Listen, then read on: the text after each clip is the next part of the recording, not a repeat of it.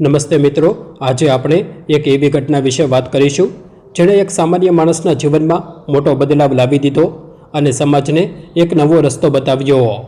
શહેરના જૂના ભાગમાં આવેલું તે સરકારી દવાખાનું હંમેશાની જેમ આજે પણ ભીડથી ભરેલું હતું।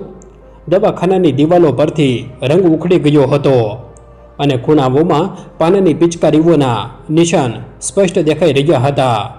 દરવાજાની બહાર લાંબી લાઈનો લાગેલી હતી અને દરેક માણસના ચહેરા પર ચિંતાની રેખાઓ સ્પષ્ટ દેખાતી હતી। અહીં આવનાર દરેક માણસ કોઈને કોઈ પીડાથી પીડાઈ રહ્યો હતો અને બધાની આંખોમાં બસ એક જ આશા હતી કે તેમને જલ્દીથી સારવાર મળી જાય। એ જ ભીડમાં આજે એક પિતા પણ ઊભો હતો જેનું નામ હતું રમેશ ચૌહાણ। રમેશ એક સાવ સામાન્ય માણસ હતો જે આખો દિવસ મહેનત મજૂરી કરીને પોતાના પરિવારનું ગુજરાન ચલાવતો હતો। તેના ખોળામાં તેનો 7 વર્ષનો દીકરો ચિરાગ હતો। ચિરાગ છેલ્લા 3 દિવસથી સખત તાવમાં તપી રહ્યો હતો અને તેની હાલત ખૂબ જ ખરાબ થઈ ગઈ હતી। ચિરાગની આંખો અડધીથી બંધ થતી અને તેનું નાનકડું શરીર સાવ ઢીલું પડી ગયું હતું।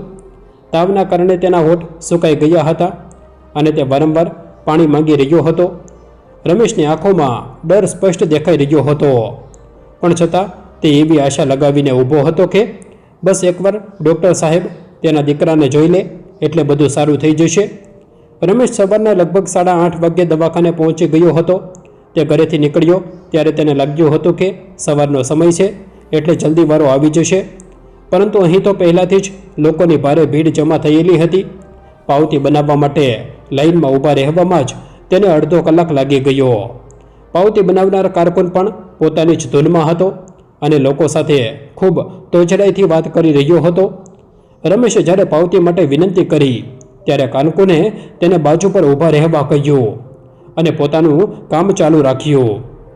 માંડ માંડ પાવતી બની ત્યારે રમેશને જણાવવામાં આવ્યું કે બાળરોગ નિષ્ણાત ડૉક્ટર સંજય મહેતા લગભગ 10 વાગ્યે આવશે।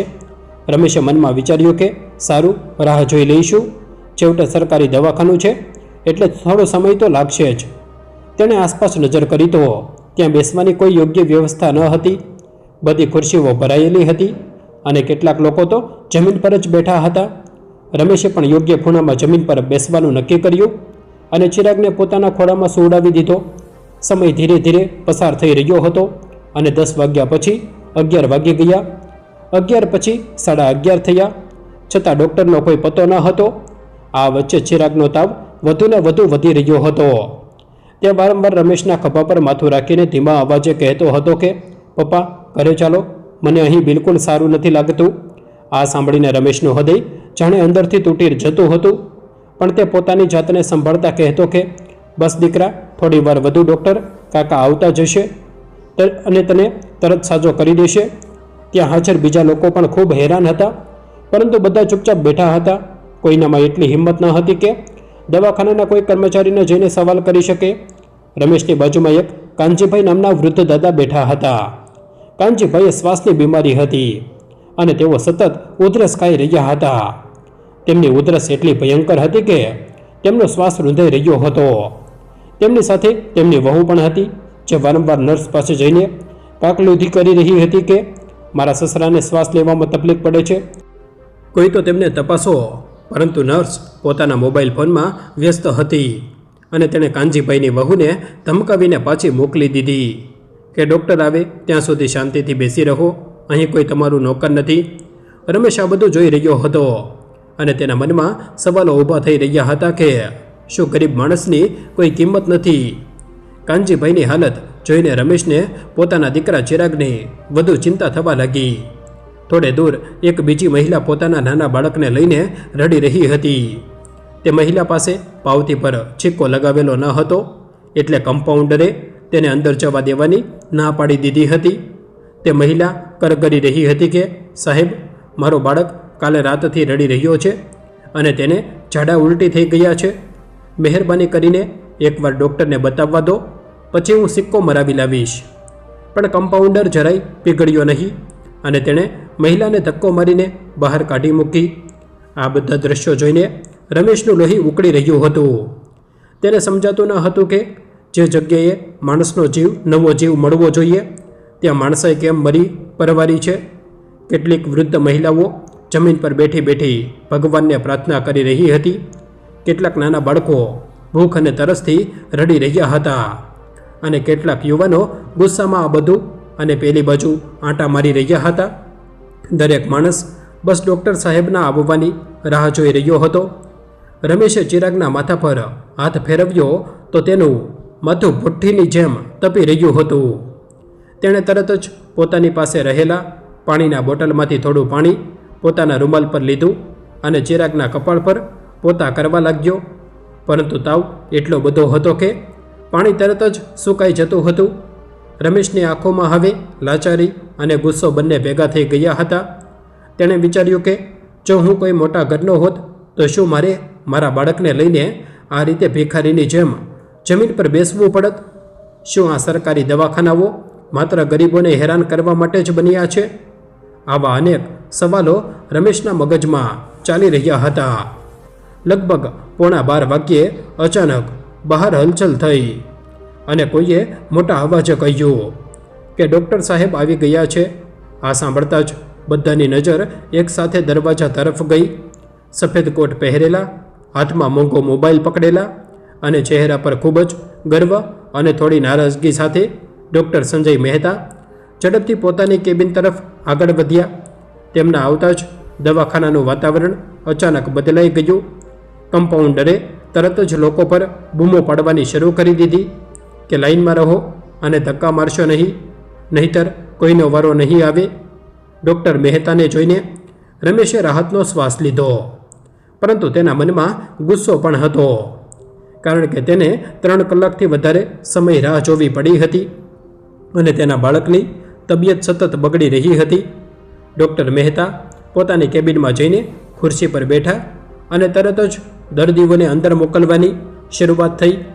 દર્દીઓ એક પછી એક અંદર જતા હતા અને 2-3 મિનિટમાં જ બહાર આવી જતા હતા. ડૉક્ટર માત્ર નામ પૂરતી તપાસ કરતા હતા અને ફટાફટ ચીઠ્ઠીમાં દવા લખીને દર્દીને વિદાય કરતા હતા. રમેશે નોંધ્યું કે ડૉક્ટર મહેતા કોઈ પણ દર્દી સાથે સરખી રીતે વાત પણ નહોતા કરતા અને જો કોઈ દર્દી કંઈ પૂછવાની હિંમત કરે છે તો તેને તરત જ ચૂપ કરાવી દેતા હતા.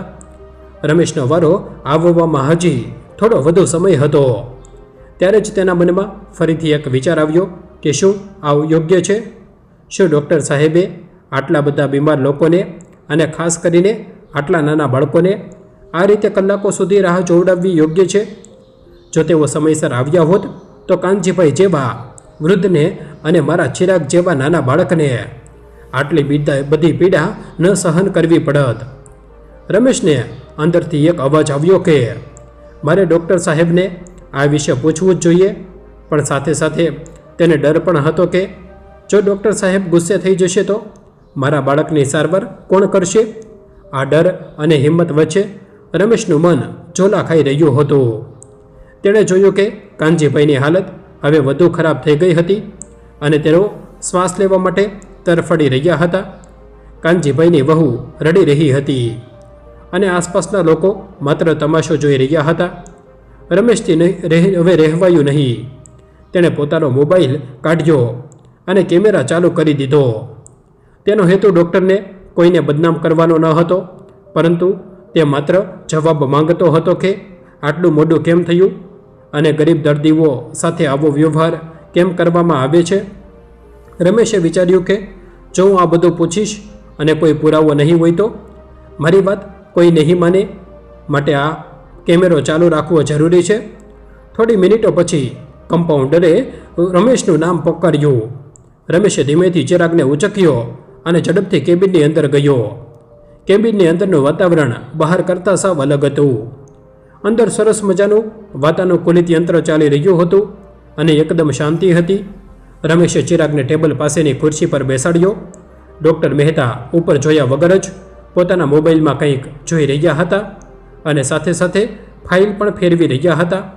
રમેશે 2 હાથ જોડીને ધીમેથી કહ્યું કે ડૉક્ટર સાહેબ, મારું બાળક ખૂબ બીમાર છે અને 3 દિવસથી તેને સખત તાવ આવે છે. ડૉક્ટર મહેતાએ તેની તરફ જોયા વગર જ તોછડાઈથી કહ્યું કે બહાર પાવતી બનાવી છે, તે ચિઠ્ઠી અહીં આપો. રમેશે પોતાના ખિસ્સામાંથી ચિઠ્ઠી કાઢીને ડૉક્ટરની આગળ ધરી. ડૉક્ટર ચિઠ્ઠી જોઈને કંઈક લખવા લાગ્યા. રમેશનું હૃદય ખૂબ જ ઝડપથી ધડકી રહ્યું હતું. તેણે એક ઊંડો શ્વાસ લીધો અને પોતાની બધી જ હિંમત ભેગી કરીને પૂછ્યું કે, સાહેબ, એક વાત પૂછવી હતી. તમે આજે આટલા બધા મોડા કેમ આવ્યા? બસ આ જ એક નાનકડો સવાલ હતો, જેણે આખી કેબિનનું અને કદાચ રમેશના આખા જીવનનું વાતાવરણ બદલી નાખ્યું. આ સવાલ સાંભળતા જ ડૉક્ટર મહેતાના હાથમાંથી પેન રોકાઈ ગઈ. તેમણે તરત જ માથું ઊંચું કર્યું અને સીધું રમેશની આંખોમાં જોયું. ડૉક્ટરની નજર અચાનક ખૂબ જ કડક અને ગુસ્સાવાળી થઈ ગઈ. તેણે પોતાના કાન પર વિશ્વાસ ન હતો આવતો કે એક સામાન્ય અને ગરીબ દેખાતો માણસ તેમને આવો સવાલ પૂછી રહ્યો છે. ત્યાં જ ડૉક્ટરની નજર રમેશના હાથ પર ગઈ અને તેમણે જોયું કે રમેશના હાથમાં મોબાઈલ છે અને કેમેરા ચાલુ છે. આ દ્રશ્ય જોતાં જ ડૉક્ટર મહેતાનો ગુસ્સો 7મા આસમાને પહોંચી ગયો. તમે વિડીયો બનાવી રહ્યા છો? ડૉક્ટરે અત્યંત કડક અને મોટા અવાજે પૂછ્યું. રમેશ થોડો ગભરાઈ ગયો, પણ તેણે સાચું બોલતા કહ્યું કે હા સાહેબ, હું બસ એ પૂછી રહ્યો હતો કે આટલું મોડું કેમ થયું, કારણ કે મારો બાળક ખૂબ હેરાન થઈ રહ્યો છે. ડૉક્ટર પોતાની ખુરશી પરથી ઊભા થઈ ગયા અને તેમનો પારો આસમાને પહોંચી ગયો. હવે તમે મને શીખવાડશો કે મારે ક્યારે આવવું અને ક્યારે જવું? આ સરકારી દવાખાનું છે, તમારું ઘર નથી અને અહીંના પોતાના નિયમો હોય છે. રમેશે હાથ જોડતા કહ્યું કે સાહેબ, હું માત્ર પૂછી રહ્યો હતો. તમે ગુસ્સે ન થાવ અને પહેલાં મારા બાળકને જોઈ લો, કારણ કે એની હાલત ખૂબ ખરાબ છે. પરંતુ હવે ડૉક્ટર મહેતા પૂરી રીતે ભડકી ગયા હતા. તેમણે રમેશના હાથમાંથી ચિઠ્ઠી જૂટાવી લીધી અને તેને જોઈ પણ નહીં. ડૉક્ટરે ખૂબ જ ગુસ્સામાં તે ચિઠ્ઠી ટેબલ પર ફેંકી દીધી અને કમ્પાઉન્ડરને આદેશ આપતા કહ્યું કે આને બહાર કાઢો. મારે આવા દર્દીઓને નથી જોવા જે ડૉક્ટર પર સવાલ ઊભા કરે અને વિડીયો બનાવીને અમને બદનામ કરવાનો પ્રયત્ન કરે. આ સાંભળતા જ રમેશના પગ નીચેથી જમીન ખસી ગઈ. તેને અંદાજો ન હતો કે તેનો એક સાધારણ સવાલ આવું ભયંકર સ્વરૂપ લઈ લેશે. તેણે જલ્દીથી ડૉક્ટરની સામે હાથ જોડીને કહ્યું કે સાહેબ, મારી ભૂલ થઈ ગઈ. તમે જે કહેશો એ જ હું કરીશ. બસ મારા બાળકને જોઈ લો. તે ખૂબ બીમાર છે અને 3 દિવસથી તડપી રહ્યો છે. ચિરાગ તે સમયે ખુરશી પર સાવ નબળો થઈને બેઠો હતો.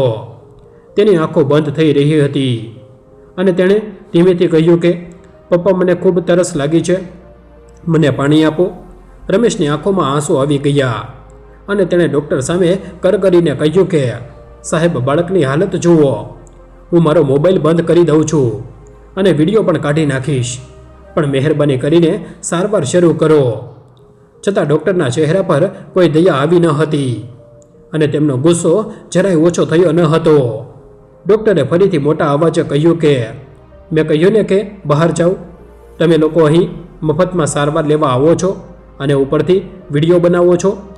જાઓ કોઈ બીજા ડૉક્ટર પાસે. મારી પાસે તમારા માટે કોઈ સમય નથી. કમ્પાઉન્ડર તરત જ આગળ વધ્યો અને રમેશને ખભેથી પકડીને બહાર જવા માટે ધક્કો મારવા લાગ્યો.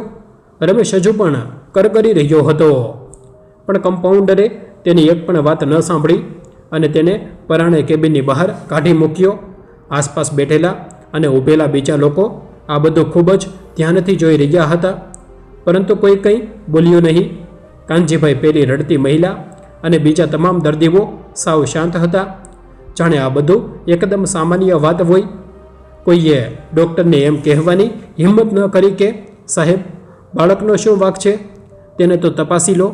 રમેશને એ વાતનું વધારે દુઃખ થયું કે જે લોકો થોડીવાર પહેલાં વ્યવસ્થા સામે અંદરખાને ગુસ્સો કરી રહ્યા હતા, તે બધા અત્યારે મૂંગા પ્રેક્ષક બનીને તમાશો જોઈ રહ્યા છે.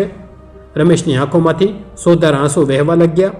તેણે એકવાર ફરીથી કેબિનના બંધ દરવાજા તરફ જોયું અને હજુ પણ એક નાનકડી આશા હતી કે કદાચ ડૉક્ટર સાહેબનું હૃદય પીગળી જાય અને તેઓ તેને પાછો અંદર બોલાવી લે, પરંતુ એવું કંઈ ન થયું અને દરવાજો અંદરથી બંધ જ રહ્યો. તે ધીમે ધીમે ખુરશી પરથી પોતાના બીમાર ચિરાગને ઉચકીને દવાખાનાની બહાર નીકળી ગયો. તેના પગ જાણે જમીન સાથે ચોંટી ગયા હોય તેવો ભારે થઈ ગયા હતા. તેનું હૃદય સંપૂર્ણપણે તૂટી ચૂક્યું હતું અને તેના મગજના બસ એક જ સવાલ વારંવાર ઘૂમરાઈ રહ્યો હતો કે શું અન્યાય સામે એક સવાલ પૂછવો આટલી મોટી ભૂલ હતી? શું ગરીબ માણસને પોતાના બાળકનો જીવ બચાવવા માટે પોતાનું સ્વમાન વેચી દેવું પડે છે? બહાર આવીને રમેશે ચિરાગને પોતાના ખોળામાં મજબૂતીથી પકડી લીધો. દવાખાનાના પગથિયા પર બેસીને તેણે થેલીમાંથી પાણીની બોટલ કાઢી અને ચિરાગને પોતાના ખોબામાં લઈને ધીમે ધીમે પાણી પીવડાવવા લાગ્યો. બાળકની આંખો હવે સાવ અંદર જતી રહી હતી અને તેનું શરીર ભઠ્ઠીની જેમ સળગી રહ્યું હતું. બાળકની આ હાલત જોઈને હવે રમેશનો ડર અનેક ગણો વધી ગયો હતો. તેને સમજાતું ન હતું કે હવે તે ક્યાં જાય અને કોની પાસે મદદ માંગે. કેટલાક લોકો દવાખાનાની બહાર ચા પીવા માટે ઊભા હતા. તેઓ રમેશની પાસે આવ્યા અને ધીમા અવાજે તેને સલાહ આપવા લાગ્યા. એક ભાઈએ કહ્યું કે ભાઈ, અહીં આવું જ થાય છે, માટે મોટા સાહેબોને ક્યારેય સવાલ ન કર્યા કરો. આપણે તો ગરીબ માણસ કહેવાઈએ, આપણું કોણ સાંભળે?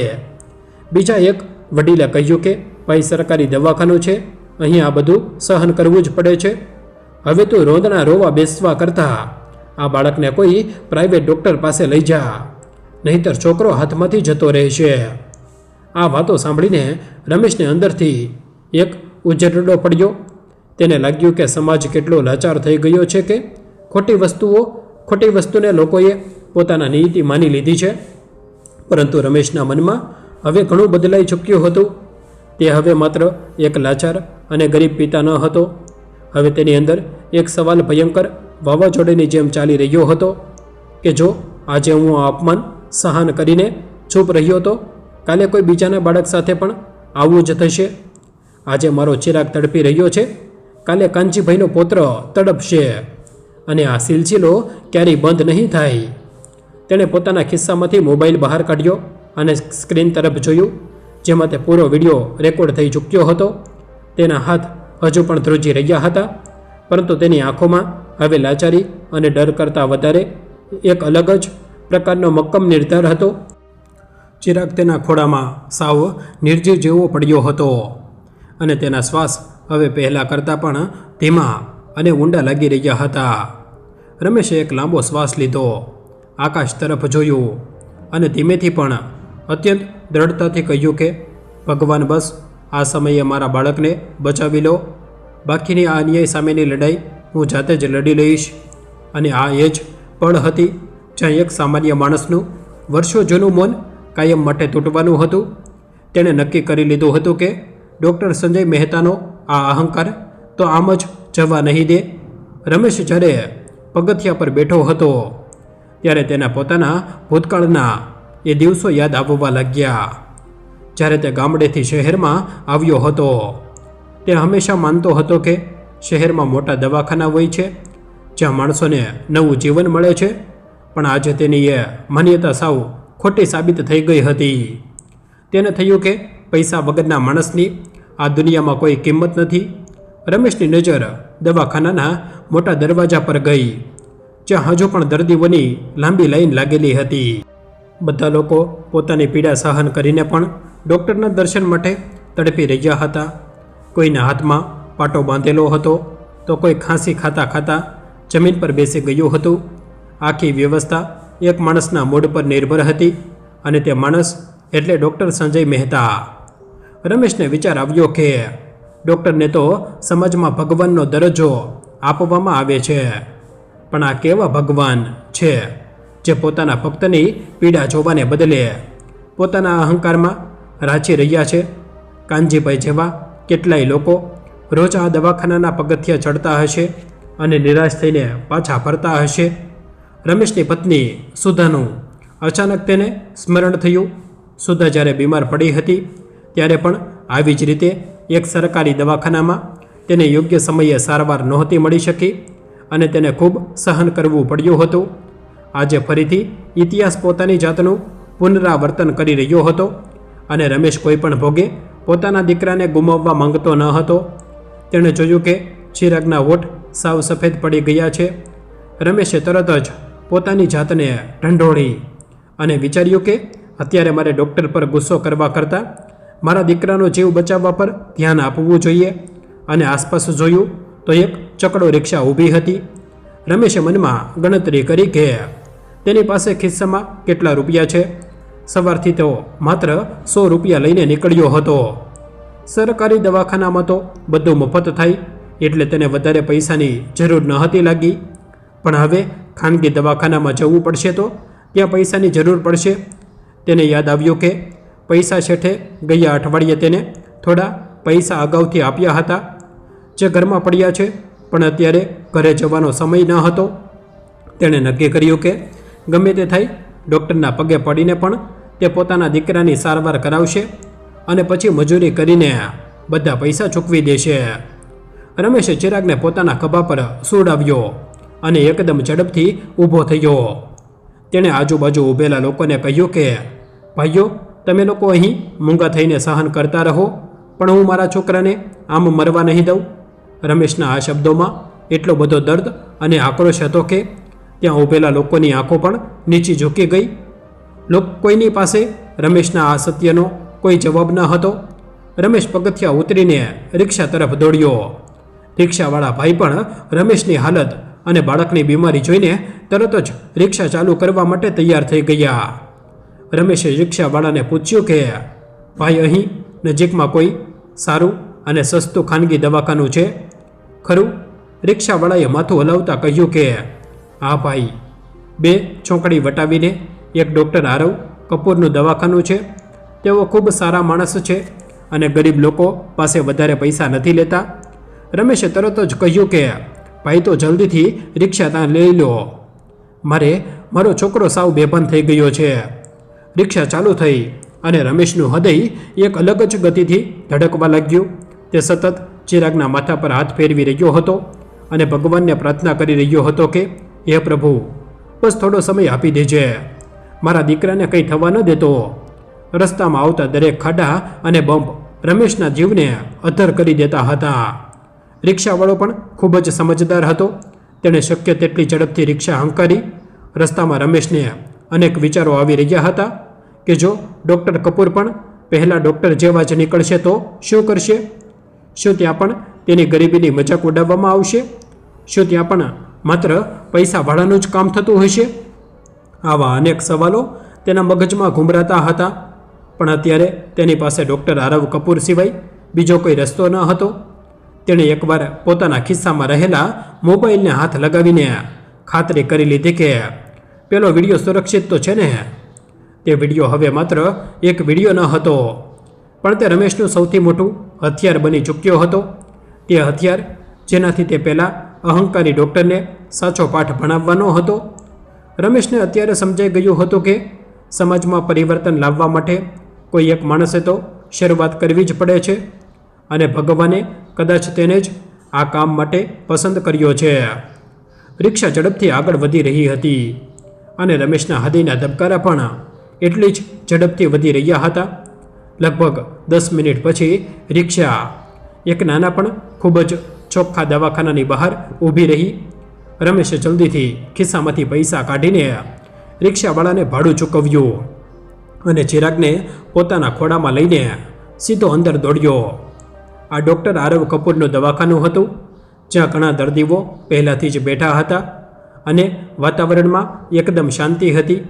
રમેશ સીધો કમ્પાઉન્ડર પાસે ગયો અને હાંફતા ખૂબ જ કરકરીને બોલ્યો કે ભાઈ, મહેરબાની કરીને મારા દીકરાને બચાવી લો, તે સાવ બેભાન થઈ ગયો છે.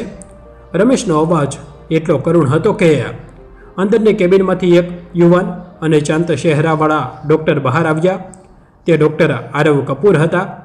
તેમણે રમેશના ખોળામાં રહેલો સાવ નિસ્તેજ ચિરાગને જોયો અને પરિસ્થિતિની ગંભીરતા તરત જ સમજી ગયા. તેમણે કમ્પાઉન્ડરને કોઈ પણ જાતની પાવતી બતાવ્યા વગર સીધો જ રમેશને અંદરના ઓરડામાં લઈ જવા માટે ઈશારો કર્યો. રમેશને અંદર લઈ જવામાં આવ્યો અને ચિરાગને તપાસવાના પલંગ પર સુવડાવવામાં આવ્યો.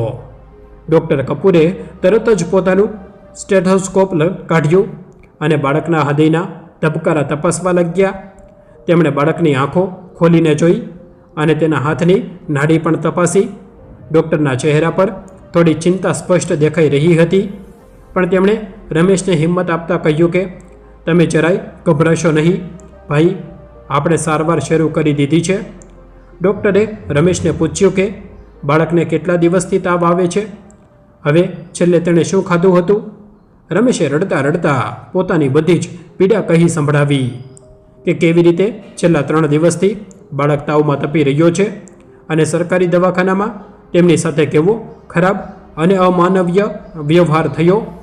ડૉક્ટર કપૂરે બધું ખૂબ જ શાંતિથી સાંભળ્યું અને કોઈ પણ જાતનો ગુસ્સો કર્યા વગર પોતાનું કામ ચાલુ રાખ્યું.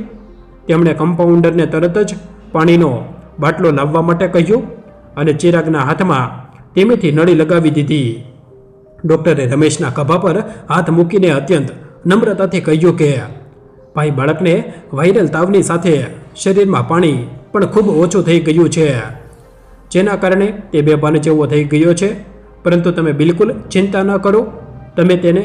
તમે તેને બરાબર સમયસર અહીં લઈ આવ્યા છો. આપણે દવા શરૂ કરી છે એટલે થોડી વારમાં જ તેને સારું લાગવા માંડશે. આ શબ્દો સાંભળતા જ રમેશના જીવમાં જીવ આવ્યો અને તેની આંખોમાંથી રાહતના આંસુ વહેવા લાગ્યા. તેને એવો અનુભવ થયો કે જાણે કોઈ સાચા ભગવાને તેને સાથ આપ્યો છે અને તેના બાળકને બચાવી લીધો છે.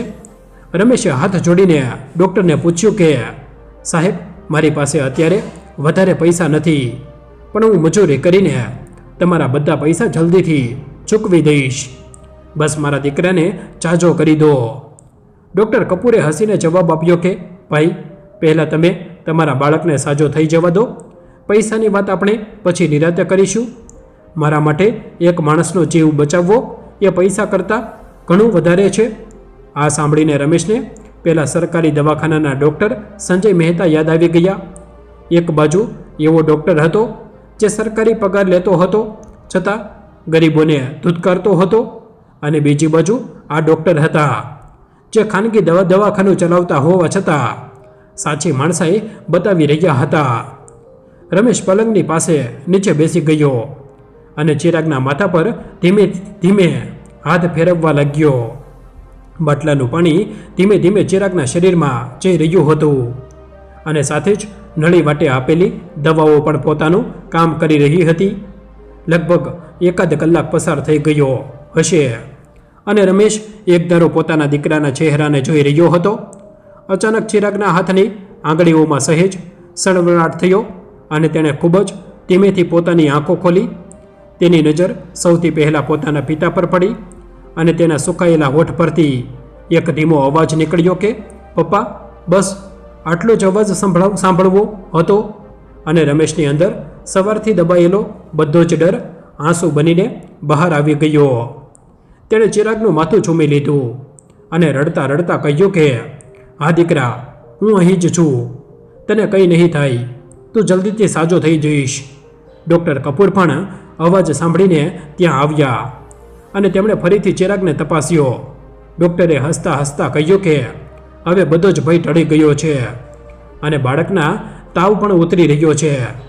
થોડો સમય આરામ કરશે એટલે બાળક પૂરી રીતે સાજો થઈ જશે.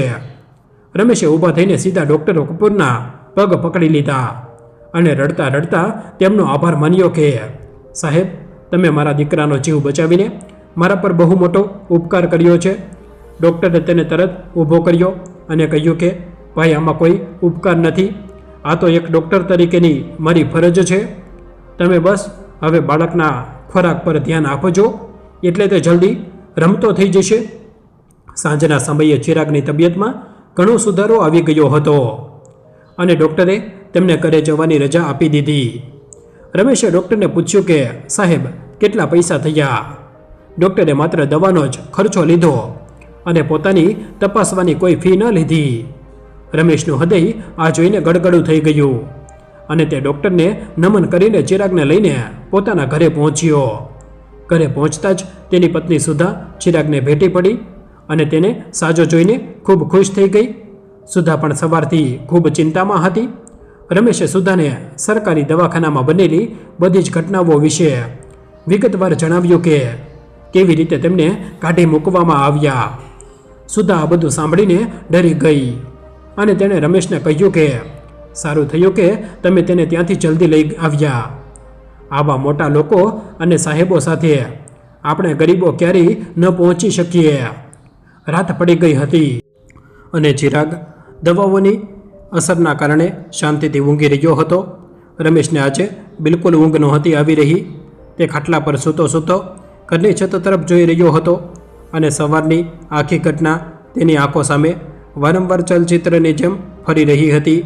પહેલાં ડૉક્ટર સંજય મહેતાનો ગુસ્સાવાળો ચહેરો, તેમનો અપમાનજનક વ્યવહાર અને દવાખાનાની બહાર લાચાર થઈને ઊભેલા પહેલા કાનજીભાઈ અને બીજા દર્દીઓ. આ બધું તેને અંદરથી કોરી ખાતું હતું. તેણે વિચાર્યું કે આજે મારા બાળકની જિંદગી તો બચી ગઈ, પણ શું મારે બસ આટલાથી સંતોષ માની લેવો જોઈએ? શું એ ડૉક્ટરની ખરાબી અને અહંકાર આમ જ ચાલવા દેવા જોઈએ? તેણે ખાટલા પરથી ઊભા થઈને પોતાના મોબાઈલ હાથમાં લીધો. તેણે તે વિડીયો ફરીથી ચાલુ કરીને જોયો, જેમાં ડૉક્ટર મહેતા તેને ધમકાવી રહ્યા હતા અને કમ્પાઉન્ડર તેને ધક્કો મારીને બહાર કાઢી રહ્યો હતો. આ વિડીયો જોતાં જ રમેશના મનમાં ફરીથી એક ક્રાંતિની જ્વાળા ભડકી ઉઠી. તેણે વિચાર્યું કે મારે કંઈક તો કરવું જ પડશે, નહીંતર એ ડૉક્ટર રોજ આવા અનેક ગરીબોનું અપમાન કરતો રહેશે અને કોઈ કંઈ નહીં બોલે. રમેશને પોતાના એક ખાસ મિત્રની યાદ આવી, જેનું નામ વિકાસ હતું. વિકાસ રમેશના જ મહોલ્લામાં રહેતો હતો અને થોડો ભણેલો ગણેલો યુવાન હતો. તે ઇન્ટરનેટ પર અને યુટ્યુબ પર ખૂબ સક્રિય રહેતો હતો અને દુનિયાભરની ખબર રાખતો હતો. બીજે દિવસે સવારે રમેશ વહેલો ઉઠીને સીધો વિકાસના ઘરે પહોંચ્યો. વિકાસ તે સમયે આંગણામાં બેસીને ચા પી રહ્યો હતો. રમેશે તેને બાજુમાં બેસીને ગઈકાલની બધી જ વાત કહી સંભળાવી અને પોતાના મોબાઈલમાં ઉતારેલો પેલો વિડીયો પણ તેને બતાવ્યો. વિકાસે વિડીયો પૂરો જોયો અને તેનું મોં ખુલ્લું ને ખુલ્લું રહી ગયું. તે દંગ રહી ગયો કે કોઈ ડૉક્ટર આવો અમાનવીય અને કઠોર વ્યવહાર કેવી રીતે કરી શકે. વિકાસે ખૂબ જ ગુસ્સામાં કહ્યું કે ભાઈ રમેશ, આ કોઈ નાની વાત નથી. આ માત્ર તારી સાથે નથી થયું, પણ રોજ આવા કેટલાય ગરીબ લોકો સાથે થતું હોય છે. આ મોટા માણસોને એવું લાગે છે કે ગરીબ માણસ ક્યારેય તેમનો સામનો નહીં કરી શકે. વિકાસે રમેશના ખભા પર હાથ મૂકીને કહ્યું કે આ વિડીયો આપણે દુનિયા સુધી પહોંચાડવો જોઈએ, જેથી બધાને ખબર પડે કે સરકારી દવાખાનામાં ગરીબો સાથે કેવો વ્યવહાર થાય છે અને સત્ય શું છે. પહેલાં તો રમેશ થોડો અચકાયો અને તેને અંદરથી ડર લાગ્યો કે ક્યાંક આનાથી કોઈ નવી મુશ્કેલી ના આવી જાય. અને વિકાસને કહ્યું કે ભાઈ, હું તો એક સામાન્ય મજૂર માણસ છું. જો પોલીસ કે કોઈ મોટો અધિકારી મારી પાછળ પડી જશે તો મારા પરિવારનું શું થશે? વિકાસે તેને શાંતિથી સમજાવતા કહ્યું કે ભાઈ, તું જરાય ચિંતા ન કર, સત્ય હંમેશા જીતે છે અને આ વિડીયોમાં તારી કોઈ ભૂલ નથી દેખાતી. ઉલટાનું ડૉક્ટરની ખરાબી જ સામે આવી રહી છે. જો આપણે આજે ડરી જઈશું તો કાલે કોઈ બીજાનું બાળક પણ આવો જ ભોગ બનશે અને જીવ ગુમાવશે. રમેશને અચાનક ચિરાગનો તે નિસ્તેજ ચહેરો યાદ આવ્યો અને તેને એ પણ યાદ આવી જ્યારે ડૉક્ટરે કોઈ પણ જાતની દયા વગર તેમને ભગાડી દીધા હતા. તે જ પળે રમેશે તેમના મનમાંથી બધો જ ડર કાયમ માટે કાઢી નાખ્યો અને નિર્ણય કરી લીધો કે હવે હું કોઈ પણ સંજોગોમાં મૌન નહીં રહું.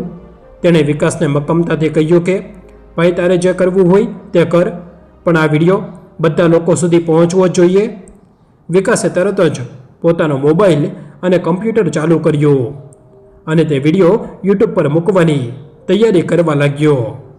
તેણે વિડીયોને એક બહુ જ મજબૂત અને અસરકારક શીર્ષક આપ્યું કે બીમાર બાળકનું સારવાર પહેલાં અપમાન અને સરકારી દવાખાનાની કાળી સચ્ચાઈ. વિકાસે તે વિડીયો યુટ્યુબ પર અપલોડ કરી દીધો અને પોતાના બધા મિત્રોને પણ મોકલી આપ્યો. શરૂઆતમાં તો થોડા જ લોકોએ તે વિડીયો જોયો, પણ જેમ જેમ સમય પસાર થતો ગયો તેમ તેમ વિડીયો ખૂબ ઝડપથી લોકોમાં ફેલાવા લાગ્યો. લોકો તે વિડીયો જોઈને ચોંકી જતા હતા કે કોઈ એક ડૉક્ટર કે તેની ફરજ લોકોનો જીવ બચાવવાની છે, તે આટલો ક્રૂર અને પથ્થરદિલ કેવી રીતે હોઈ શકે. વિડીયોના નીચે લોકોના સતત પ્રતિભાવો આવવા લાગ્યા. કોઈ લખતું હતું કે ડૉક્ટરને સાચી માણસાઈ શીખવવી જોઈએ, તો કોઈ લખતું હતું કે આવા લોકો પર સખત કાર્યવાહી થવી જોઈએ. છેવટે ગરીબ માણસ જાય તો જાય ક્યાં? ધીમે ધીમે આખો દિવસ પસાર થઈ ગયો અને સાંજ પડતા સુધીમાં તો તે વિડીયો હજારો લોકોએ જોઈ લીધો હતો. લોકોએ તે વિડીયોને અલગ અલગ જગ્યાએ વહેંચવાનું શરૂ કરી દીધું. રમેશ અને વિકાસ આ બધું જોઈ રહ્યા હતા અને તેમને અનુભૂતિ થઈ રહી હતી કે તેમણે જે પ્રસાર કર્યો છે તે હવે એક મોટું સ્વરૂપ લઈ રહ્યો છે. રાત સુધીમાં તો આ વાત એટલી બધી ચર્ચામાં આવી ગઈ કે કેટલાક સ્થાનિક પત્રકારોને પણ આ વાતની જાણ થઈ ગઈ. પત્રકારોએ વિચાર્યું કે આ એક બહુ મોટો મુદ્દો છે અને તેને સમાચારમાં બતાવવો જોઈએ જેથી તંત્ર જાગે. બીજે દિવસે સવારે તો પરિસ્થિતિ સાવ બદલાઈ ગઈ હતી. કેટલાક ન્યૂઝ ચેનલવાળા રમેશના ઘરનું સરનામું શોધીને તેના ઘર સુધી પહોંચી ગયા. રમેશના ઘરની બહાર મોટા કેમેરા અને માઇક લઈને પત્રકારો ઊભા હતા. રમેશે ક્યારેય પોતાના જીવનમાં આવું દ્રશ્ય નહોતું જોયું એટલે તે થોડો ડરી ગયો. તે થોડો ગભરાયો, પણ વિકાસે તેને હિંમત આપી કે ભાઈ તું સાચો છે એટલે તારે કોઈનાથી ડરવાની જરૂર નથી. તું બસ બધી જ વાત સાચી પત્રકારોને જણાવી દે. રમેશ ઘરની બહાર આવ્યો અને પત્રકારોએ તેને સવાલો પૂછવાના શરૂ કર્યા. રમેશે અત્યંત શાંતિથી પણ દૃઢતાપૂર્વક કહ્યું કે સાહેબ, હું કોઈ મોટો માણસ નથી, પણ માત્ર એક લાચાર પિતા છું. મારો દીકરો 3 દિવસથી બીમાર હતો અને હું તેને બચાવવા માટે સરકારી દવાખાને ગયો હતો. મેં ડૉક્ટર સાહેબને માત્ર એટલું જ પૂછ્યું કે તેઓ કેમ મોડા આવ્યા, પણ તેમણે મારી મજબૂરી સમજવાને બદલે મને ધક્કા મારીને બહાર કાઢી મૂક્યો. રમેશની આ વાત સીધી લોકોના હૃદય સુધી પહોંચી રહી હતી. ન્યૂઝ ચેનલો પર આ સમાચાર વારંવાર બતાવવામાં આવતા હતા અને તેમાં પેલો વિડીયો પણ દેખાડવામાં આવતો હતો. આખી વ્યવસ્થા સામે હવે લોકોના વર્ષો જૂનો ગુસ્સો ફાટી નીકળ્યો હતો. લોકો હવે રસ્તા પર ઉતરી આવ્યા હતા અને સરકારી દવાખાનાની બહાર દેખાવો કરવા લાગ્યા હતા. બધાની બસ એક જ માંગ હતી કે તે અહંકારી ડૉક્ટરને સજા મળવી જોઈએ અને ગરીબ દર્દીઓ માટે સારી અને યોગ્ય વ્યવસ્થા થવી જોઈએ. હવે આ મામલો માત્ર એક પિતા અને તેના બાળકની નાની અમથી વાત ન હતો રહ્યો, પરંતુ તે આખી ભ્રષ્ટ વ્યવસ્થામાં ફેલાયેલી ગંદકી સામેની એક મોટી લડાઈ બની ગઈ હતી. સમાચાર માધ્યમોમાં રમેશની વાત સાંભળીને આખા શહેરમાં જાણે એક મોટો ભૂકંપ આવી ગયો હોય તેવો માહોલ ઊભો થઈ ગયો. રસ્તા ઉપર લોકોના ટોળા ઉમટી પડ્યા અને સરકારી દવાખાનાની બહાર લોકોએ મોટા પાયે વિરોધ નોંધાવવાનું શરૂ કરી દીધું. દરેક માણસના મનમાં વર્ષોથી દબાયેલો ગુસ્સો આજે જ્વાળામુખી બનીને બહાર આવી રહ્યો હતો અને રમેશની એક નાનકડી હિંમતે આખા સમાજને જગાડી દીધો હતો. પહેલા ડૉક્ટર સંજય મહેતા પોતાના આલિશાન ઘરમાં બેઠા બેઠા દૂરદર્શન પર આ બધા સમાચાર જોઈ રહ્યા હતા અને તેમના ચહેરા પરથી નૂર ઉડી ગયું હતું. તેમને સ્વપ્નમાં પણ એવો વિચાર નહોતો આવ્યો કે એક સામાન્ય મજૂર માણસ તેમનું આટલું મોટું સામ્રાજ્ય હચમચાવી નાખશે. તેમણે પોતાના હાથમાં રહેલો મોંઘો મોબાઈલ લીધો અને પોતાના રાજકીય મિત્રો અને મોટા અધિકારીઓને ફોન કરવાનું શરૂ કર્યું. ડૉક્ટર મહેતા ફોન પર કાકલુદી કરી રહ્યા હતા કે સાહેબ, મને બચાવી લો. આ એક નાનકડી વાતને લોકોએ બહુ મોટું સ્વરૂપ આપી દીધું છે, પરંતુ આજે પરિસ્થિતિ તેમના હાથમાંથી સંપૂર્ણપણે સરકી ચૂકી હતી અને કોઈ પણ રાજકારણી કે મોટા અધિકારી તેમને મદદ કરવા તૈયાર ન હતો, કારણ કે લોકોનો ગુસ્સો એટલો બધો હતો કે જો કોઈ ડૉક્ટરનો સાથ આપે તો કોઈ તેને પણ છોડે તેમ ન હતા. સમાચાર માધ્યમોવાળા ડૉક્ટર મહેતાના ઘરની બહાર પણ પહોંચી ગયા હતા અને તેમના ઘરને ચારે બાજુથી ઘેરી લીધું હતું. ડૉક્ટર મહેતા હવે પોતાના જ ઘરમાં એક કેદીની જેમ પૂરાઈ ગયા હતા અને તેમને હવે પોતાની ભૂલનો અહેસાસ થઈ રહ્યો હતો. પણ હવે સમય વીતી ચૂક્યો હતો. બીજી બાજુ દવાખાનાના મુખ્ય અધિકારી પણ ભારે દબાણ હેઠળ આવી ગયા હતા અને રાજ્યના આરોગ્ય પ્રધાનનો તેમને સીધો ફોન આવ્યો કે આ આખી ઘટનાની તાત્કાલિક તપાસ કરવામાં આવે. આરોગ્ય પ્રધાને એ પણ આદેશ આપ્યો કે જો ડૉક્ટર મહેતા ગુનેગાર સાબિત થાય તો તેમની સામે કડકમાં કડક પગલાં લેવામાં આવે. અને આ તપાસ માટે એક ખાસ સમિતિ બનાવવામાં આવે, જેમાં ઉચ્ચ અધિકારીઓ અને નિષ્ણાત તબીબોનો સમાવેશ થાય. દવાખાનાના મુખ્ય અધિકારીએ તરત જ એક પત્ર બહાર પાડીને તપાસ સમિતિની જાહેરાત કરી દીધી અને ડૉક્ટર સંજય મહેતાએ તપાસ પૂરી ન થાય ત્યાં સુધી કામ પર આવવાની મનાઈ ફરમાવી દીધી. આ સમાચાર જ્યારે દવાખાનાની બહાર વિરોધ કરી રહેલા લોકો સુધી પહોંચ્યા ત્યારે લોકોએ રાહતનો શ્વાસ લીધો અને તેમને લાગ્યું કે કદાચ હવે ગરીબ માણસોને યોગ્ય ન્યાય મળશે. આ બધું રમેશ પોતાના નાનકડા ઘરમાં ચિરાગની પાસે બેઠો હતો અને ચિરાગની તબિયત હવે પહેલાં કરતાં ઘણી સારી હતી. તે રમેશ સાથે વાતો પણ કરી રહ્યો હતો અને રમેશના મહોલ્લાના બધા જ લોકો તેના ઘરની બહાર ભેગા થઈ ગયા હતા. જે લોકો પહેલાં રમેશને સલાહ આપતા હતા કે મોટા સાહેબો સાથે ક્યારેય દુશ્મની ન કરાય, તે જ લોકો આજે રમેશની હિંમતના વખાણ કરી રહ્યા હતા.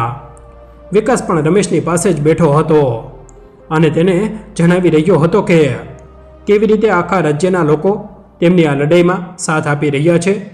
વિકાસે રમેશને કહ્યું કે ભાઈ, તે આજે એવું કામ કર્યું છે જે મોટા મોટા ભણેલા લોકો પણ નથી કરી શકતા અને તે આજે સાબિત કરી દીધું છે કે જો માણસના મનમાં સાચી લગન હોય અને તેનો ઈરાદો નેક હોય તો તે કોઈ પણ મોટા પહાડને તોડી શકે છે. રમેશે અત્યંત નમ્રતાથી જવાબ આપ્યો કે ભાઈ, મેં તો માત્ર મારા દીકરાનો જીવ બચાવવા માટે એક પિતા તરીકેની મારી ફરજ નિભાવી છે. બાકી જે કંઈ પણ થઈ રહ્યું છે તે ભગવાનની ઈચ્છા છે. બરાબર એ જ સમયે રમેશના ઘરની બહાર પોલીસની એક ગાડી આવીને ઊભી રહી અને પોલીસને જોઈને આસપાસના લોકો થોડા ગભરાઈ ગયા.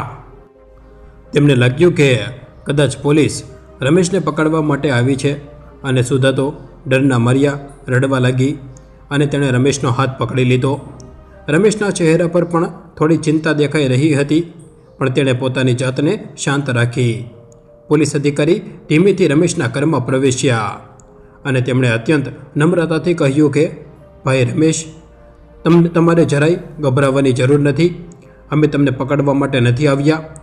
અધિકારીએ આગળ કહ્યું કે આરોગ્ય વિભાગ દ્વારા જે તપાસ સમિતિ બનાવવામાં આવી છે તેમણે તમને તમારી વાત રજૂ કરવા માટે બોલાવ્યા છે, જેથી તમે અમારી સાથે થયેલા અન્યાયની પૂરી નોંધ લઈ શકીએ. આ સાંભળીને રમેશ અને સુધાના જીવનમાં જીવ આવ્યો અને રમેશે તરત જ પોલીસ અધિકારીને કહ્યું કે સાહેબ, હું તમારી સાથે આવવા માટે તૈયાર છું, પણ મારે મારા દીકરાનું ધ્યાન રાખવું પડે તેમ છે. અધિકારીએ સ્મિત કરતાં કહ્યું કે ભાઈ, તમે થોડીવાર માટે આવી જાઓ, અમે તમને જલ્દીથી પાછા મૂકી જઈશું. રમેશ વિકાસની સાથે પોલીસની ગાડીમાં બેસીને સરકારી કચેરી તરફ જવા નીકળ્યો અને રસ્તામાં રમેશ વિચારતો હતો કે આજે પહેલીવાર કોઈ સરકારી અધિકારી તેની સાથે આટલા માનથી વાત કરી રહ્યો છે. આ બધું માત્ર પહેલાં સાચા અવાજના કારણે જ શક્ય બન્યું હતું. અને કચેરીમાં પહોંચ્યા પછી રમેશને એક મોટા ઓરડામાં લઈ જવામાં આવ્યો, જ્યાં 3-4 મોટા અધિકારીઓ ખુરશી પર બેઠા હતા. રમેશ જ્યારે અંદર ગયો ત્યારે તે થોડા નર્વસ હતો, પણ તેને પોતાના દીકરાનો ચહેરો યાદ આવ્યો અને તેની અંદર એક નવી હિંમત આવી ગઈ. સમિતિના મુખ્ય અધિકારીએ રમેશને બેસવા માટે ખુરશી આપી અને પીવા માટે પાણી આપ્યું. પછી તેમણે અત્યંત શાંતિથી રમેશને પૂછ્યું કે ભાઈ, તમારી સાથે તે દિવસે દવાખાનામાં શું શું થયું હતું તે અમને વિસ્તારથી જણાવો.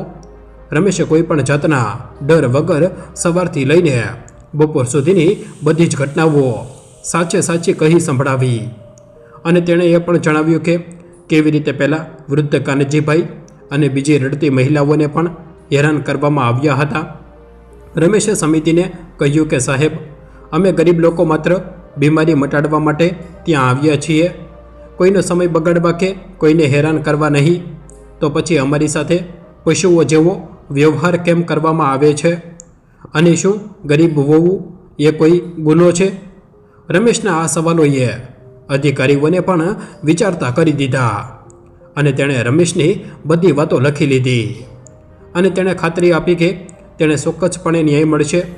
રમેશ પોતાની જુબાની આપીને બહાર આવ્યો અને પત્રકારો ફરીથી તેને ઘરે વળ્યા અને રમેશે હાથ જોડીને બધાનો આભાર માન્યો કે તમે સૌએ મારા આ અવાજને આટલે દૂર સુધી પહોંચાડ્યો છે. આ આખી ઘટનાની સૌથી મોટી અસર એ થઈ કે જે લોકો પહેલાં અન્યાય સહન કરીને ચૂપ રહેતા હતા તેઓ હવે પોતાની સાથે થયેલા અન્યાય વિશે ખુલીને બોલવા લાગ્યા. કાનજીભાઈએ તેને પેલી મહિલા પર સમાચાર સાંભળીને કચેરીએ પહોંચી ગયા અને તેમણે પણ ડૉક્ટર મહેતા સામે પોતાની ફરિયાદ નોંધાવી. તેમણે સમિતિને જણાવ્યું કે ડૉક્ટર મહેતા રમેશ હંમેશા ગરીબ દર્દીઓ સાથે એવો જ ખરાબ વ્યવહાર કરતા હતા અને ક્યારેય કોઈની વાત સાંભળતા ન હતા. એક પછી એક અનેક લોકો સામે આવવા લાગ્યા અને ડૉક્ટર મહેતાની ખરાબીના પહાડો ખુલ્લા પડવા લાગ્યા. સમિતિએ ડૉક્ટર મહેતાને પણ બોલાવ્યા અને જ્યારે ડૉક્ટર મહેતા કચેરીમાં આવ્યા ત્યારે તેમનો પેલો અહંકાર અને ગર્વ સાવ ઓગળી ગયો હતો. તેઓ અત્યંત ડરેલા અને નબળા દેખાઈ રહ્યા હતા અને સમિતિએ જ્યારે તેમને રમેશનો પેલો વિડીયો બતાવ્યો અને બીજા દર્દીઓની ફરિયાદો વાંચી સાંભળાવી ત્યારે તેમની પાસે બચવા માટે કોઈ શબ્દ ન હતા. તેમણે પોતાની ભૂલ સ્વીકારવાને બદલે એવું કહેવાનો પ્રયાસ કર્યો કે તે દિવસે તેમના પર કામનો ખૂબ ભાર હતો અને તેઓ તણાવમાં હતા એટલે ગુસ્સો આવી ગયો હતો. પરંતુ સમિતિના અધિકારીઓએ બધું જાણતા હતા કે આ માત્ર એક દિવસની વાત ન હતી, પણ આ માણસની આદત જ ખરાબ હતી. અધિકારીઓએ ડૉક્ટર મહેતાને કડક શબ્દોમાં કહ્યું કે એક તબીબ તરીકે તમારી પહેલી ફરજ દર્દીની સારવાર કરવાની હોય છે, કોઈનું અપમાન કરવાની નહીં. ગરીબ લોકો તમારા પગાર માટે કરવેરો ભરે છે એટલે તેઓ તમારા માલિક કહેવાય અને તમે તેમના સેવક છો, માટે તમે તમારા પદનો દુરુપયોગ કર્યો છે અને એક નિર્દોષ બાળકના જીવને જોખમમાં મૂક્યો છે. આ બધી દલીલો અને પુરાવાઓ જોયા પછી સમિતિએ પોતાનો અહેવાલ તૈયાર કર્યો અને આ અહેવાલ રાજ્યના આરોગ્ય પ્રધાનને મોકલી દેવામાં આવ્યો. 2 દિવસ પછી સરકાર તરફથી એક મોટો નિર્ણય લેવામાં આવ્યો અને સમાચાર માધ્યમોમાં તેની જાહેરાત કરવામાં આવી. સરકારે ડૉક્ટર સંજય મહેતાને કાયમ માટે નોકરીમાંથી કાઢી મૂકવાનો આદેશ આપ્યો અને તેમનું તબીબી પ્રમાણપત્ર પણ રદ કરવાની ભલામણ કરી, જેથી તેઓ ભવિષ્યમાં બીજે ક્યાંય પણ આવું ખરાબ કામ ન કરી શકે. સાથે જ સરકારે એલાન કર્યું કે હવેથી દરેક સરકારી દવાખાનામાં એક ખાસ ફરિયાદ પેટી મૂકવામાં આવશે અને દર્દીઓ સાથે ખરાબ વ્યવહાર કરનાર કર્મચારી સામે સીધી કાર્યવાહી કરવામાં આવશે. જ્યારે આ સમાચાર રમેશના કાન સુધી પહોંચ્યા ત્યારે તે પોતાના આંગણામાં ચિરાગને રમાડી રહ્યો હતો. રમેશના મનમાં કોઈ માટે વેરભાવ ન હતો, પણ તેને એક અદ્ભુત શાંતિની અનુભૂતિ થઈ રહી હતી. તેને લાગ્યું કે તેના દીકરાને જે પિતા સહન કરી છે તેણે આખરે સાર્થક પરિણામ આપ્યું છે અને આજે માત્ર તેને જ નહીં પણ હજારો લાચાર લોકોના હૃદયને ન્યાય મળ્યો હતો. રમેશને એ પણ સમજાયું કે લોકશાહીમાં જો સામાન્ય માણસ પોતાની તાકાત ઓળખી લેતો તે કોઈ પણ વ્યવસ્થાને સુધારી શકે છે. રમેશે આકાશ તરફ જોઈને ફરી એકવાર ભગવાનનો આભાર માન્યો કે તેમણે તેને આટલી હિંમત આપી. આ ઘટનાએ રમેશને એક નવી ઓળખ આપી હતી અને તે હવે માત્ર મજૂરી કરતો માણસ ન હતો રહ્યો, પણ તે પોતાના વિસ્તારમાં એક સમજદાર અને જાગૃત નાગરિક તરીકે ઓળખાવા લાગ્યો હતો. લોકો હવે પોતાની નાની મોટી સમસ્યાઓ લઈને રમેશ પાસે આવતા હતા અને રમેશ તેમને સાચો રસ્તો બતાવતો હતો. વિકાસ અને રમેશની મિત્રતા હવે વધુ ગાઢ બની ગઈ હતી અને વિકાસ રમેશને સમજાવતો હતો કે આ માત્ર શરૂઆત છે અને હજુ આપણે સમાજમાંથી ઘણી બધી ગંદકી સાફ કરવાની છે. સુધા પણ હવે પોતાના પતિ પર ખૂબ ગર્વ અનુભવી રહી હતી, કારણ કે પહેલાં તે રમેશને ડરપોક માનતી હતી, પણ આજે તેણે જોયું કે તેનો પતિ પોતાના પરિવાર માટે આખી દુનિયા સામે લડી શકે છે. ચિરાગ પૂરી રીતે સાજો થઈ ગયો હતો અને તે ફરીથી શાળાએ જવા લાગ્યો હતો. શાળામાં પણ શિક્ષકો અને બીજા બાળકો ચિરાગને ખૂબ પ્રેમ કરવા લાગ્યા હતા, કારણ કે આખા શહેરમાં હવે તેમના પિતાનું નામ ગુંજતું હતું. પેલો અહંકારી ડૉક્ટર સંજય મહેતા હવે સાવ એકલો પડી ગયો હતો અને નોકરી ગયા પછી તેના બધા ખોટા મિત્રો પણ તેનો સાથ છોડીને જતા રહ્યા હતા. તેને હવે સમજાઈ ગયું હતું કે પૈસા અને પદ કાયમી નથી હોતા, પણ માણસ હંમેશા જીવંત રહે છે. તેણે એક દિવસ રમેશના ઘરે જઈને માફી માંગવાનો પ્રયાસ પણ કર્યો હતો અને તે પોતાની મોંઘી ગાડી લઈને રમેશના મોહલ્લામાં આવ્યો અને બધા લોકો સાથે ગુસ્સાથી જોવા લાગ્યા. ડૉક્ટર મહેતા રમેશના આંગણામાં આવ્યા અને તેમણે બંને હાથ જોડીને રમેશને કહ્યું કે ભાઈ, મને મારી ભૂલ સમજાઈ ગઈ છે. મારો બધો અહંકાર તૂટી ગયો છે. શું તું મને માફ કરી શકીશ? રમેશે ખૂબ જ શાંતિથી જવાબ આપ્યો કે સાહેબ, મેં તો તમને તે જ દિવસે માફ કરી દીધા હતા જ્યારે મારો દીકરો સાજો થઈ ગયો હતો, પણ તમે તે વ્યવસ્થાને નુકસાન પહોંચાડ્યું છે અને જે ગરીબોના હૃદય દુભાવ્યા છે તેની માફી તો તમારે ભગવાન પાસે જ માંગવી પડશે. રમેશે ડૉક્ટરને એમ પણ કહ્યું કે સાહેબ, તમે ભણેલા ગણેલા છો. જો તમે હવેથી ગરીબોની સાચા મનથી સેવા કરવાનું શરૂ કરશો તો કદાચ લોકો પણ તમને માફ કરી દેશે. આ શબ્દો ડૉક્ટર મહેતાના હૃદયની આરપાર નીકળી ગયા અને તે દિવસે ડૉક્ટર મહેતા પોતાના ઘરે ગયા અને તેમણે નક્કી કર્યું કે હવે તેઓ પોતાના બાકીના જીવનમાં માત્ર ગરીબ લોકોની મફત સારવાર કરશે અને પોતાના પાપનું પ્રાયશ્ચિત કરશે. આ બાજુ સરકારી દવાખાનામાં પણ હવે માહોલ પૂરી રીતે બદલાઈ ગયો હતો અને બધા તબીબો અને કર્મચારીઓ સમયસર આવવા લાગ્યા હતા અને દર્દીઓ સાથે ખૂબ જ પ્રેમથી વાત કરવા લાગ્યા હતા. કાનજીભાઈ જ્યારે બીજી વાર દવાખાને ગયા ત્યારે તેમનું તરત જ કામ થઈ ગયું અને તેમણે પહેલાં નવા તબીબે ખૂબ જ સારી રીતે તપાસીને દવા આપી. કાનજીભાઈએ મનોમન રમેશને આશીર્વાદ આપ્યા કે આ સામાન્ય મજૂરે આખું દવાખાનું સુધારી દીધું અને રમેશની આ વાર્તા હવે એક લોકકથા બની ગઈ હતી. જે લોકો રાત્રે ચોરા પર બેસીને એકબીજાને સંભળાવતા હતા તેમાં એક જ શીખ હતી કે અન્યાય સહન કરવો એક અન્યાય કરવા કરતાં પણ મોટો ગુનો છે અને જો માણસ એકવાર પોતાના મનમાં નક્કી કરી લે કે તે ખોટી વાત નહીં ચલાવી લે તો પછી દુનિયાની કોઈ તાકાત તેને રોકી શકતી નથી. રમેશે પોતાના પહેલાં જૂના મોબાઈલને ખૂબ સાચવીને રાખ્યો હતો કારણ કે તે માત્ર એક સાધન ન હતું પણ ગરીબ માણસોનો અવાજ બની ગયું હતું. સમય પસાર થતો ગયો અને રમેશના જીવનમાં આવેલો આ મોટો બદલાવ હવે આખા શહેર માટે એક ઉત્તમ ઉદાહરણ બની ગયો હતો. રમેશ હવે માત્ર એક સામાન્ય મજૂર ન હતો પણ તે ગરીબ લોકોની એક મજબૂત અવાજ બની ગયો હતો. અને રવિવારની સવારે રમેશે વિચાર્યું કે જે ડૉક્ટર આરવ કપૂરે તેના દીકરાનો જીવ બચાવ્યો હતો તેમનો ફરીથી એકવાર આભાર માનવો જોઈએ અને જો શક્ય હોય તો તેમને કંઈક ભેટ આપવી જોઈએ. રમેશે પોતાની પત્ની સુધા અને દીકરા ચિરાગને લઈને ડૉક્ટર કપૂરના દવાખાને પહોંચ્યો. રવિવાર હોવા છતાં ડૉક્ટર કપૂર ત્યાં હાજર હતા અને કેટલાક ગરીબ દર્દીઓને તપાસી રહ્યા હતા. રમેશને જોતાં જ ડૉક્ટર કપૂરના ચહેરા પર એક મોટું સ્મિત આવી ગયું. તેણે તેમને રમેશને આવકાર આપતા કહ્યું કે આવો ભાઈ. રમેશ, આજે તમે અચાનક અહીં કેવી રીતે આવ્યા? રમેશે અત્યંત નમ્રતાથી કહ્યું કે સાહેબ, તમે તે દિવસે મારા દીકરાને નવું જીવન આપ્યું હતું અને તે સમયે મારી પાસે તમને આપવા માટે કંઈ ન હતું, પણ આજે હું મારી બચતમાંથી તમારા માટે આ નાનકડી ભેટ લાવ્યો છું. રમેશે એક નાની મીઠાઈની પેટી અને થોડા રૂપિયા ડૉક્ટર કપૂર તરફ આગળ કર્યા. ડૉક્ટર કપૂરે મીઠાઈની પેટી લઈ લીધી પણ રૂપિયા પાછા આપતા કહ્યું કે ભાઈ, આ મીઠાઈ તમારો પ્રેમ છે જે હું ચોક્કસ સ્વીકારીશ, પણ આ રૂપિયા તમારે ચિરાગના ભવિષ્ય માટે સાચવીને રાખવા જોઈએ.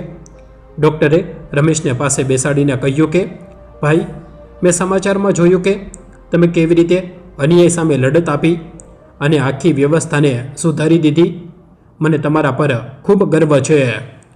રમેશે જવાબ આપ્યો કે સાહેબ, આ બધી હિંમત મને તમારા જેવા સારા માણસોને જોઈને જ મળે છે, કારણ કે જો તમે તે દિવસે મારી મદદ ન કરી હોત તો હું કદાચ અંદરથી ભાંગી પડ્યો હોત. ડૉક્ટર કપૂરે રમેશ સમક્ષ એક નવો પ્રસ્તાવ મૂક્યો અને કહ્યું કે ભાઈ, હું એક વિચાર કરી રહ્યો છું કે આપણે દર મહિને તમારા વિસ્તારમાં એક મફત તપાસ શિબિર ગોઠવીએ જેમાં ગરીબ લોકોની પ્રાથમિક તપાસ થાય અને તેમને મફત દવાઓ મળે.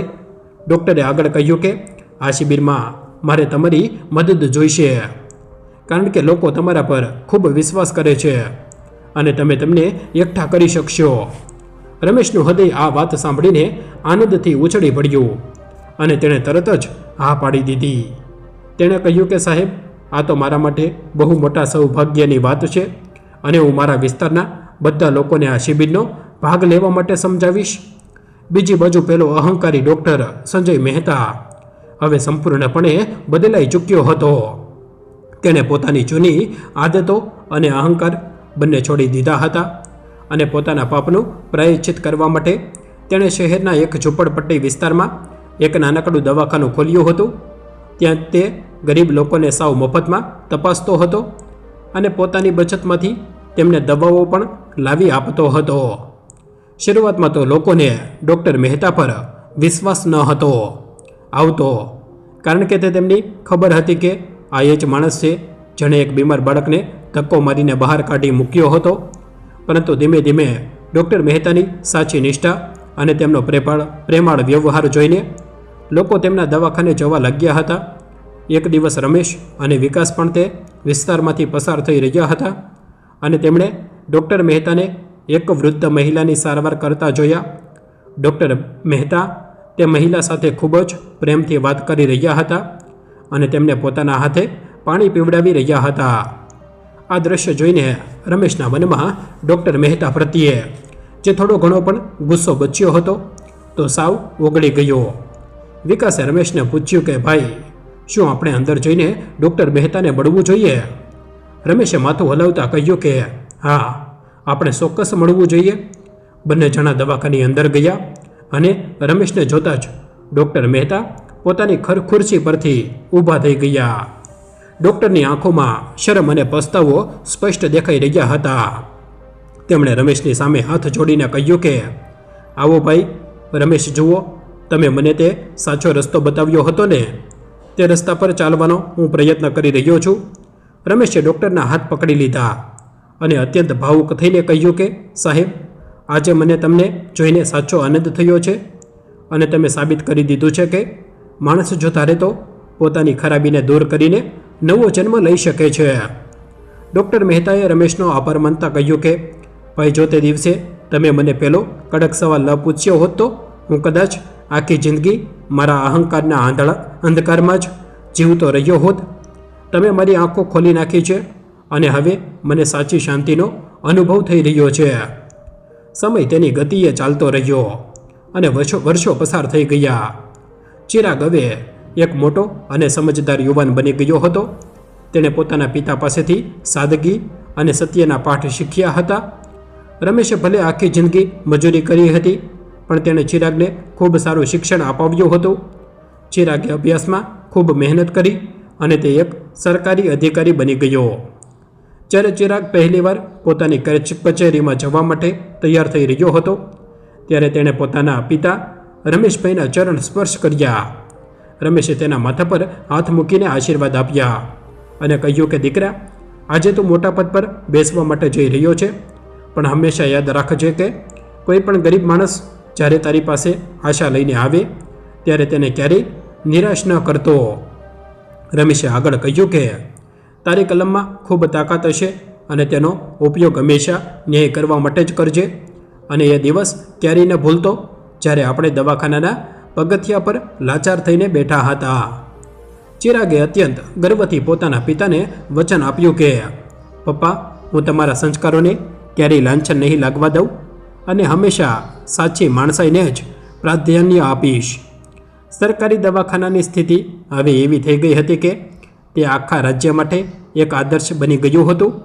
ત્યાં હવે દરેક દર્દીને યોગ્ય સન્માન મળતું હતું અને કોઈને પણ કલાકો સુધી રાહ જોવી પડતી ન હતી. કાનજીભાઈ જેવા વૃદ્ધો માટે અલગથી બેસવાની વ્યવસ્થા કરવામાં આવી હતી અને બાળકો માટે રમકડા પણ રાખવામાં આવ્યા હતા. રમેશની પત્ની સુધા પણ હવે પોતાના વિસ્તારની મહિલાઓની મદદ કરવા માટે સક્રિય થઈ ગઈ હતી અને કોઈ પણ મહિલા જ્યારે બીમાર પડે ત્યારે સુધા તેની સાથે દવાખાને જતી હતી.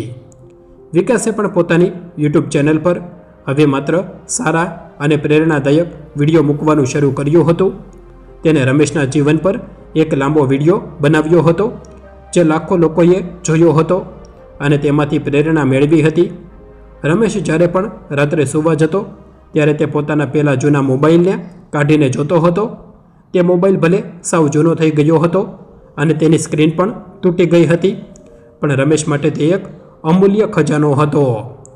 તે મોબાઈલે માત્ર એક વિડીયો રેકોર્ડ નહોતો કર્યો, પણ તેણે આખા સમાજની વિચારસરણી રેકોર્ડ કરી હતી અને તેને બદલી નાખી હતી.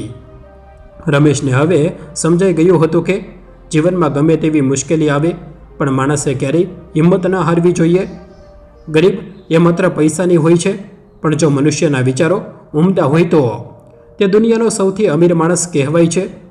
તેણે આખી દુનિયાને એ શીખવાડી દીધું કે અન્યાય સામે લડવા માટે મોટી ફોજની જરૂર નથી હોતી, પણ માત્ર એક સાચા અવાજની જરૂર હોય છે. રમેશની આ વાર્તા આજે પણ લોકો માટે એક મોટી પ્રેરણા છે. જ્યારે પણ કોઈ સરકારી કચેરી કે દવાખાનામાં ગરીબ માણસને હેરાન કરવામાં આવે છે, ત્યારે લોકો તરત જ રમેશનું નામ લે છે અને અધિકારીઓ સીધા થઈ જાય છે. રમેશે એક સામાન્ય પિતામાંથી એક મહાન ક્રાંતિકારી સુધીની સફર ખેડી હતી અને તેણે સાબિત કરી દીધું હતું કે પ્રેમ અને હિંમતથી કોઈ પણ યુદ્ધ જીતી શકાય છે. ડૉક્ટર કપૂર અને ડૉક્ટર મહેતા બંને હવે ભેગા મળીને કામ કરતા હતા અને તેમણે શહેરના દરેક ગરીબ વિસ્તારમાં એક નાનકડું મફત દવાખાનું શરૂ કરી દીધું હતું. રમેશનું જીવન ભલે આર્થિક રીતે સાધારણ હતું, પણ તેને જે આદર અને સન્માન મળ્યું તે કોઈ પણ પૈસાદાર માણસને પણ ન મળે. આ કહાની આપણને એ જ શીખવે છે કે જો આપણી અંદર થોડી પણ માણસાઈ જીવંત હોય તો આપણે અન્યાય સામે ચૂપ ન રહેવું જોઈએ. ક્યારેક ક્યારેક મોટા લોકો પણ ભૂલ કરી બેસે છે, પરંતુ જરૂરી એ છે કે આપણે સાચા માટે અવાજ ઉઠાવીએ. રમેશની વાર્તાએ એ સાબિત કરી દીધું કે એક નાનો એવો સવાલ જો સાચો ઈરાદાથી પૂછવામાં આવે તો તે મોટો બદલાવ લાવી શકે છે. અને સૌથી જરૂરી વાત એ છે કે કોઈ પણ વ્યવસાય કરતાં પહેલાં માણસાઈ આવે છે. નોંધ: આ વાર્તા કાલ્પનિક છે અને ફક્ત જાગૃતતા તેમજ મનોરંજનના હેતુથી લખવામાં આવી છે. આનો કોઈ વ્યક્તિ, ડૉક્ટર કે સંસ્થા સાથે સીધો સંબંધ નથી. આભાર મિત્રો. ફરી મળીએ છીએ એક નવા વિડીયો અને એક નવી કહાની સાથે. જય શ્રી કૃષ્ણ. ધન્યવાદ.